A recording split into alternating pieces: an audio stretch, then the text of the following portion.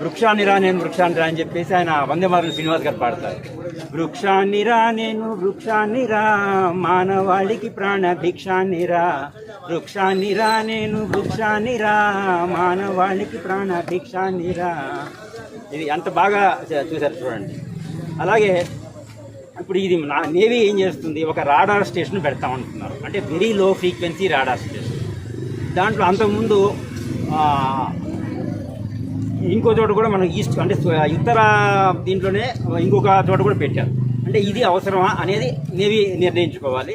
రెండోది, ఒకవేళ అవసరం అయితే వేరే చోట పెట్టుకోండి. ఎందుకంటే ఇలాంటి ప్లేసు బయోడైవర్సిటీ కన్జర్వేషన్ జోన్, అలాగే నదులకు జన్మస్థానమైన ఇలాంటి చోట్ల కాకుండా, దట్టమైన అడవులు ఉన్న చోట్ల కాకుండా వేరే చోటికి దాన్ని షిఫ్ట్ చేస్తే బాగుంటుందని ఇక్కడ ఉన్న ప్రజల అభిప్రాయము, జన విజ్ఞాన వేదిక అభిప్రాయం కూడా.